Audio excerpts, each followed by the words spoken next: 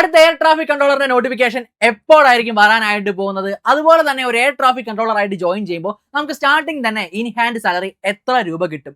ഈ കാര്യങ്ങൾ വളരെ കുറച്ച് സമയത്തിനുള്ളിൽ നമുക്ക് ഈ വീഡിയോയിലൂടെ നോക്കി പോകാം. അപ്പോൾ വീഡിയോ സ്കിപ്പ് ചെയ്യാതെ മുഴുവനായിട്ടും എല്ലാവരും കണ്ടു. അപ്പോൾ നമ്മൾ ആദ്യമേ പറയാനായിട്ട് പോകുന്ന ഒരു എയർ ട്രാഫിക് കൺട്രോളറിന്റെ ശമ്പളവുമായിട്ട് ബന്ധപ്പെട്ട കാര്യങ്ങളാണ്. നോട്ടിഫിക്കേഷൻ തന്നെ ഒഫീഷ്യൽ ആയിട്ട് ഇതിന്റെ ഒരു പേ സ്കെയിൽ പറഞ്ഞിട്ടുണ്ട്. 40,000 രൂപ മുതൽ 1,40,000 രൂപ വരെയാണ് ഒരു ജൂനിയർ എക്സിക്യൂട്ടീവ് എയർ ട്രാഫിക് കൺട്രോളറിന്റെ ബേസിക് പേ ആയിട്ട് നമ്മളുടെ നോട്ടിഫിക്കേഷനിൽ ഒഫീഷ്യൽ ആയിട്ട് പറഞ്ഞിരിക്കുന്നത്. ഇതൊരു E1 ലെവൽ, അതായത് ഫസ്റ്റ് ലെവലിലുള്ള ഒരു പേ ആണ്. ഫസ്റ്റ് ലെവലിലെ പേ തന്നെ ഒന്ന് ആലോചിച്ച് നോക്കുക. 40,000 രൂപ മുതൽ 1,40,000 രൂപ വരെയാണ് ബേസിക് പേ ലെവലിലേക്ക് വരുന്നത്. ഇനി ഇതായിരിക്കില്ല നമുക്ക് കയ്യിലോട്ട് കിട്ടാൻ പോകുന്ന സാലറി. ഇപ്പോൾ നിങ്ങൾക്ക് സ്റ്റാർട്ടിങ്ങിലെ ബേസിക് പേ 40,000 രൂപയാണെന്നുണ്ടെങ്കിൽ ഇതിന് പുറമെ HRA കിട്ടും, അതുപോലെ തന്നെ മറ്റ് അലവൻസും കാര്യങ്ങളൊക്കെ കിട്ടും. അങ്ങനെ ഇതെല്ലാം കൂടി ചേർത്ത് ഞാനൊന്ന് കാൽക്കുലേറ്റ് ചെയ്ത് പറഞ്ഞു തരാം. ഒരു ഏകദേശം എമൗണ്ട് ഇപ്പോൾ നമുക്ക് ഒരു ബേസിക് പേ ആയിട്ട് 40,000 രൂപ കിട്ടുന്നുണ്ട് എന്ന് വിചാരിക്കാം. അങ്ങനെയാണെന്നുണ്ടെങ്കിൽ നമുക്ക് സെൻട്രൽ ഗവൺമെന്റ് എംപ്ലോയീസിന് എല്ലാവർക്കും ഉള്ളതുപോലെ തന്നെ ഇവിടെയും ഒരു DA ആപ്ലിക്കബിൾ ആണ്. അപ്പോൾ DNS അലവൻസ് ഏകദേശം ഒരു 18,000 രൂപ മുതൽ 23,000 രൂപ വരെ DA ആയിട്ട് കിട്ടുന്നുണ്ട്. ഇനി HRA നമുക്ക് ഒരു 8,000 രൂപ മുതൽ 12,000 രൂപ വരെ കാൽക്കുലേറ്റ് ചെയ്തേക്കാം. ഇനി അതുപോലെ തന്നെ പെർക്സ്, ഈ പെർക്സ് എന്ന് പറഞ്ഞു കഴിഞ്ഞാൽ നമ്മുടെ പബ്ലിക് സെക്ടർ യൂണിറ്റ്സുകൾ അല്ലെങ്കിൽ എന്റർപ്രൈസസുകളെല്ലാം അവിടുത്തെ എംപ്ലോയീസിന് ഇപ്പോൾ എഡ്യൂക്കേഷന്റെ പേരിൽ, അതുപോലെ തന്നെ ഇൻഷുറൻസ് എന്നിങ്ങനെ പല പല രീതികളിൽ ഒരുപാട് ആനുകൂല്യങ്ങളൊക്കെ കൊടുക്കാറുണ്ട്. ഇപ്പോൾ അവരുടെ കുട്ടികളുടെ പഠനത്തിനാണ് ഇത്ര തുക, അതുപോലത്തെ പല പല രീതിയിലുള്ള എക്സ്ട്രാ ഫണ്ടുകളും കാര്യങ്ങളൊക്കെ കൊടുക്കാറുണ്ട്. അപ്പോൾ അതാണ് ഈ പെർക്സ് എന്ന് പറഞ്ഞു കഴിഞ്ഞാൽ. അത് ഏകദേശം ഒരു 14,000 രൂപയോളം നമുക്ക് കിട്ടും. പല പല ഇനത്തിൽ പല പല കാറ്റഗറീസ് ഓഫ് വിഭാഗത്തിൽ പെടുത്തിക്കൊണ്ടായിരിക്കും നമുക്ക് ആ ഒരു എക്സ്ട്രാ ഫണ്ട് കിട്ടാനായിട്ട് പോകുന്നത്. ഇനി മറ്റു അലവൻസുകളിലേക്ക് വന്നു കഴിഞ്ഞാൽ ഇപ്പോൾ നിങ്ങൾക്ക് ഷിഫ്റ്റ് എടുക്കുന്നതിന്, ഇപ്പോൾ നൈറ്റ് ഷിഫ്റ്റ് എടുക്കുന്നതിന് പൈസ ഉണ്ടാവും. അതുപോലെ തന്നെ ഇപ്പോൾ സ്ട്രെസ് കൂടുമ്പോൾ അതനുസരിച്ച് നമുക്ക് എക്സ്ട്രാ പേയ്മെന്റ്, ഇപ്പോൾ നമുക്ക് ഓവർ ടൈം എടുക്കുന്നതിന്, അങ്ങനെ പല രീതിയിലുള്ള നമ്മുടെ റേറ്റിംഗ്, അങ്ങനെ ഒരുപാട് നമ്മുടെ പെർഫോമൻസ് ബേസ് ചെയ്തിട്ടൊക്കെ എക്സ്ട്രാ അലവൻസും ഇൻസെന്റീവ്സും കാര്യങ്ങളൊക്കെ കിട്ടുന്നുണ്ട്. അലവൻസ് അല്ല, ശരിക്കും പറഞ്ഞാൽ ഇൻസെന്റീവ് മോഡലാണ് കിട്ടുന്നത്. അത് ഏകദേശം ഒരു 8,000 രൂപ മുതൽ 15,000 രൂപ വരെ നമുക്ക് വേണമെങ്കിൽ ഒരു മാസത്തെ ശമ്പളത്തിൽ എക്സ്ട്രാ ആഡ് ആയി വരുന്നുണ്ട്. അപ്പോൾ പല പല രീതികളിലൂടെ നമുക്ക് ഈ ഒരു സാലറിയുടെ കൂടെ എക്സ്ട്രാ എമൗണ്ടുകൾ കിട്ടും. ഇപ്പോൾ റെയിൽവേയിലൊക്കെ നമുക്കറിയാം, നമുക്ക് ഓവർ ടൈം നിൽക്കുന്നതിന്, നൈറ്റ് ഷിഫ്റ്റിനൊക്കെ എക്സ്ട്രാ പൈസ ഉള്ളതുപോലെ തന്നെ എയർപോർട്ട് അതോറിറ്റിയിലും ഇതുപോലെ തന്നെ ഷിഫ്റ്റുമായിട്ട് ബന്ധപ്പെട്ടും പെർഫോമൻസുമായിട്ട് ബന്ധപ്പെട്ടൊക്കെ നമുക്ക് എക്സ്ട്രാ പൈസയും കാര്യങ്ങളൊക്കെ കിട്ടുന്നുണ്ട്. അപ്പോൾ നമുക്കൊരു ഗ്രോസ് സാലറി ഒരു 88,000 മുതൽ 1,00,000 രൂപ വരെയൊക്കെ നമുക്ക് സ്റ്റാർട്ടിങ് ജസ്റ്റ് ഇമാജിൻ ചെയ്യുക, ഗ്രോസ് സാലറിയാണ്. ഇതിൽ നിന്ന് പിടുത്തവും കാര്യങ്ങളൊക്കെ കഴിഞ്ഞിട്ടൊരു മിനിമം നമുക്ക് പറയാനാണെങ്കിൽ 75,000 രൂപയൊക്കെ സ്റ്റാർട്ടിങ് എന്തായാലും കിട്ടും. 90,000 രൂപ വരെ ഒന്നും പോലെ മാക്സിമം സ്റ്റാർട്ടിങ് കിട്ടാൻ പോകുന്നത് 75,000 രൂപ വരെയൊക്കെ എന്തായാലും നമുക്കൊരു മാസം അഗ്രിഗേറ്റ് ആയിട്ട് നമ്മുടെ കയ്യിൽ ഹാൻഡ് ആയിട്ട് സാലറി കിട്ടും. ഓക്കെ, ഇതാണ് ഏകദേശം ഒരു എമൗണ്ട് നമുക്ക് പറയാനായിട്ടുള്ളത്. ഇതിപ്പോൾ നമുക്ക് ആസ് യൂഷ്വൽ നമ്മുടെ ഒരു ഒഫീഷ്യൽ സൈറ്റിൽ ഇത്രയൊക്കെ കാണിക്കുമെന്നെങ്കിൽ കൂടെ നമുക്ക് ഏകദേശം നമുക്കൊരു സാലറി പറയാനായിട്ട് പറ്റുന്നത് ഒരു 75,000 രൂപയൊക്കെയാണ് സ്റ്റാർട്ടിങ്. നമുക്ക് കൂടെ വർക്ക് ചെയ്യുന്നവരൊക്കെ ചോദിച്ചു കഴിയുമ്പോൾ ഏകദേശം അവരുടെ ഒരു അലവൻസും കാര്യങ്ങളെല്ലാം കൂടി ചേർത്തിട്ട് ഓൾമോസ്റ്റ് കിട്ടും. പിന്നെ ഇതിൽ HRA മാറി വരുന്നുണ്ട്, ഓരോ സിറ്റി അനുസരിച്ച് HRA മാറി വരും, അതുപോലെ തന്നെ കിട്ടുന്ന അലവൻസസ് മാറി വരും. അതിന്റെ അടിസ്ഥാനത്തിലാണ് ഒരു എമൗണ്ടിൽ വേരിയേഷൻ വരുന്നത്. പക്ഷേ ഒരു സ്റ്റാർട്ടിംഗ് മിനിമം ഞാൻ പറയുകയാണെങ്കിൽ 70 മുതൽ 75 രൂപ വരെയൊക്കെ സുഖമായിട്ട് ഒരു മാസം ഒരു എയർ ട്രാഫിക് കൺട്രോളറിന് സാലറി ആയിട്ട് ലഭിക്കുന്നുണ്ട്. ഇനി ഇതിന്റെ നോട്ടിഫിക്കേഷൻ എപ്പോഴായിരിക്കും വരാനായിട്ട് പോകുന്നത്?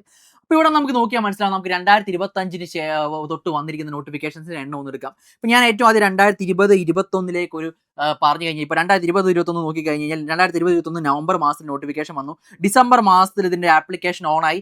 മാർച്ച് മാസത്തിൽ ഇതിന്റെ പരീക്ഷ നടക്കുന്നു. ഈ 2022 വന്നു കഴിഞ്ഞാൽ ജൂൺ മാസത്തിൽ നോട്ടിഫിക്കേഷൻ വരുന്നുണ്ട്.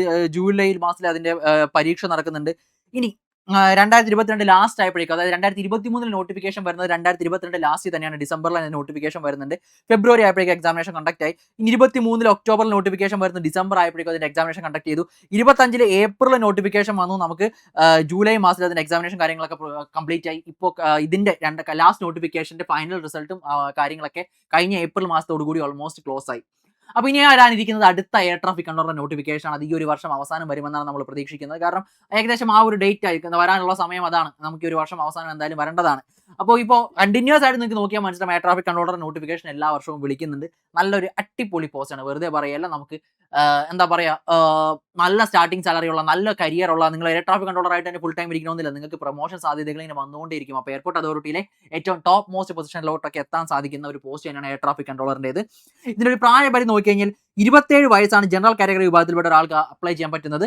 ഇനി SC/ST ആണെന്നുണ്ടെങ്കിൽ 32 വയസ്സ് വരെയും, OBC ആണെന്നുണ്ടെങ്കിൽ 30 വയസ്സ് വരെയും, അതുപോലെ ഡിസബിലിറ്റീസ് ഉള്ളവരാണെന്നുണ്ടെങ്കിൽ 10 വയസ്സ് വരെയും, ഇനി എയർപോർട്ട് അതോറിറ്റിയിൽ എംപ്ലോയീസ് ഉള്ളവരാണെന്നുണ്ടെങ്കിൽ 37 വയസ്സ് വരെയും എന്ത് ചെയ്യാൻ പറ്റും, അപ്ലൈ ചെയ്യാനായിട്ട് സാധിക്കുന്നതാണ്. ഓക്കെ, ഇനി നമ്മുടെ എഡ്യൂക്കേഷൻ ക്വാളിഫിക്കേഷനിലേക്ക് വന്നു കഴിഞ്ഞ് കഴിഞ്ഞാൽ നമുക്ക് പ്രധാനമായിട്ട് എഡ്യൂക്കേഷൻ ക്വാളിഫിക്കേഷനിൽ അറിയേണ്ടത് 2 സബ്ജക്റ്റുകളാണ്. ഫിസിക്സ്, മാത്സ് എന്നീ സബ്ജക്റ്റുകൾ നിങ്ങളുടെ ഡിഗ്രിയുടെ ഭാഗമായിട്ട് നിങ്ങൾ പഠിച്ചിട്ടുണ്ട് എന്നുണ്ടെങ്കിൽ നിങ്ങൾക്ക് air traffic controller examination apply ചെയ്യാൻ പറ്റും.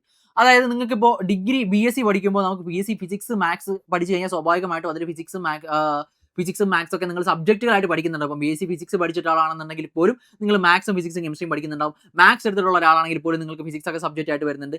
ഇനി ഇതല്ലാതെ എന്താ പറയുക, സയൻസുമായിട്ട് ബന്ധപ്പെട്ടുള്ള ഗ്രാജുവേഷൻ എടുത്തിട്ടുള്ള ഒരുപാട് പേർക്ക് ഫിസിക്സ് മാത്സ് എന്നീ സബ്ജക്റ്റുകൾ അവരുടെ ഡിഗ്രിയുടെ ഭാഗമായിട്ട് സബ്ജക്റ്റുകളായിട്ട് പഠിച്ചിട്ടുണ്ട് എന്നാണെന്നുണ്ടെങ്കിൽ അങ്ങനെയുള്ള എല്ലാവർക്കും അപ്ലൈ ചെയ്യാൻ സാധിക്കും. ശ്രദ്ധിക്കുക, ഈ 2 സബ്ജക്റ്റുകൾ നിങ്ങളുടെ ഡിഗ്രിയിൽ ഒരു സബ്ജക്റ്റ് ആയിട്ട് നിങ്ങൾ പഠിച്ചിരുന്നാൽ മതി. അങ്ങനെയുള്ള എല്ലാവർക്കും ഇതിൽ അപ്ലൈ ചെയ്യാനായിട്ട് സാധിക്കും.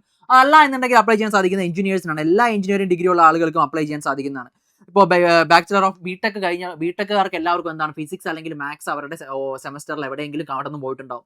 സ്വാഭാവികമായിട്ട് എന്താണ് അവർക്ക് എല്ലാവർക്കും തന്നെ ഈ എഞ്ചിനീയറിംഗ് ഗ്രാജുവേറ്റ്സിന് അപ്ലൈ ചെയ്യാനായിട്ട് സാധിക്കുന്നതാണ്.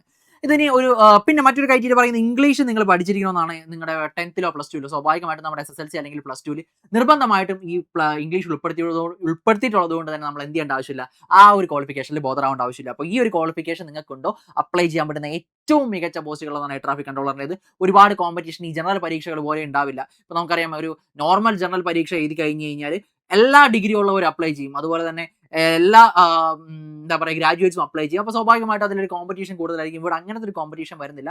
സ്വാഭാവികമായിട്ട് ഒരു ടെക്നിക്കൽ എക്സാമിനേഷൻ ആണ് വരുന്നത്. പക്ഷേ ടെക്നിക്കൽ എന്ന് പറയുമ്പോൾ വളരെയധികം ഡീപ്പായിട്ടുള്ള ടെക്നിക്കൽ നോളജ് ഒന്നും വേണ്ട. ഇപ്പോൾ നമുക്ക് ഇതിൽ എയർ ട്രാഫിക് കൺട്രോളറിന്റെ ഒരു പാർട്ട് B പേപ്പറിലാണ് ഇതിൽ ഫിസിക്സും മാത്സിന്റെ ഒരു ടെക്നിക്കൽ ലെവലിലുള്ള ക്വസ്റ്റൻസ് ഒക്കെ ചോദിക്കുന്നത്. ടെക്നിക്കൽ ലെവൽ എന്ന് പറഞ്ഞാൽ നമ്മുടെ പ്ലസ് 2 ലെവലുള്ള ഫിസിക്സും മാത്സും അറിയാമെന്നുണ്ടെങ്കിൽ പാർട്ട് B അതിന്റെ എയർ ട്രാഫിക് കൺട്രോളർ പരീക്ഷയുടെ പാർട്ട് B സുഖമായിട്ട് പാസ്സാവും. അപ്പോൾ അതിന്റെ വരുന്ന ദിവസങ്ങളിൽ ഞാൻ വീഡിയോ കാര്യങ്ങളൊക്കെ കൺസേൺഡ് ആയിട്ടുള്ള നിങ്ങളുടെ ഫിസിക്സിന്റെ മാത്സിന്റെ ഫാക്കൽറ്റീസ് നിങ്ങൾക്ക് എക്സ്പ്ലെയിൻ ചെയ്ത് തരുന്നതാണ്. അപ്പോൾ ചാനൽ സബ്സ്ക്രൈബ് ചെയ്ത് വെച്ചോടാ.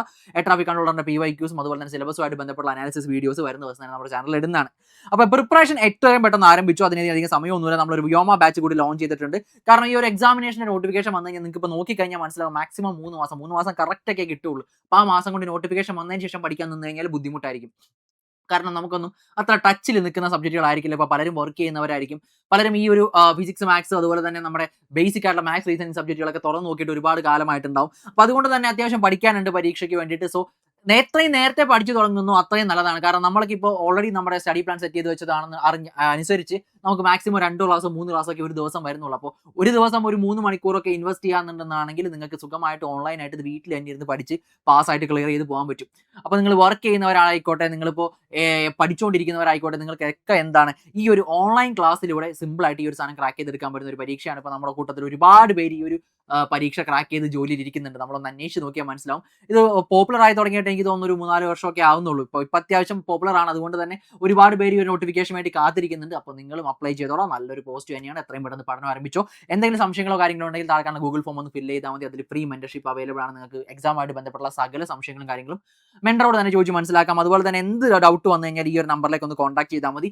ഇനി സൂപ്പർ നോട്ട്സിന്റെ ആപ്പ് ഒന്ന് ഡൗൺലോഡ് ചെയ്ത് കഴിഞ്ഞാൽ നിങ്ങൾക്ക് നമ്മുടെ എയർ ട്രാഫിക് കൺട്രോളറിന്റെ ഡെമോ ക്ലാസ്സും അതുപോലെ തന്നെ നോട്ട്സ് ഒക്കെ ഒന്ന് വായിച്ച് നോക്കി എന്താണ് എക്സാം എന്നുള്ള ധാരണ ഉണ്ടാക്കാൻ പറ്റും. കൂടാതെ നിങ്ങൾക്ക് തന്നെ സ്വയം നമ്മുടെ സൂപ്പർ നോട്ട്സിന്റെ ആപ്പിൽ കയറി കഴിഞ്ഞാൽ ബാച്ച് പർച്ചേസ് ചെയ്യാൻ സാധിക്കുന്നതാണ്. ഓഫറും കാര്യങ്ങളോ ആയിട്ട് എന്തെങ്കിലും ഡൗട്ടോ കാര്യങ്ങളോ ഉണ്ടെങ്കിൽ ഈ ഒരു നമ്പറിൽ ഒന്ന് കോൺടാക്ട് ചെയ്താൽ മതി. ഓക്കെ, അപ്പോൾ ഓണമൊക്കെ വരികയാണ്. ഓണത്തിനൊക്കെ ഒരുപാട് ഓഫേഴ്സും കാര്യങ്ങളൊക്കെ നമുക്ക് കിട്ടുന്നുണ്ട്. അപ്പോൾ ആ ഒരു സമയത്ത് നിങ്ങൾ ഈ ഒരു ബാച്ച് പർച്ചേസ് ചെയ്യുകയാണെന്നുണ്ടെങ്കിൽ നിങ്ങൾക്ക് 20% ഓഫറോട് കൂടിയൊക്കെ ഈ ഒരു ബാച്ച് പർച്ചേസ് ചെയ്യാനായിട്ട് സാധിക്കുന്നതാണ്. അപ്പോൾ എന്തെങ്കിലും ഡൗട്ട് ഉണ്ടെങ്കിൽ നമ്പറിൽ ഒന്ന് കോൺടാക്ട് ചെയ്താൽ മതി. അപ്പോൾ എന്തായാലും നമ്മുടെ ചാനലൊക്കെ ഒന്ന് സബ്സ്ക്രൈബ് ചെയ്ത് വെച്ചോ. മറ്റൊരു വീഡിയോ ആയിട്ട് വീണ്ടും കാണാം. Thank you and bye bye.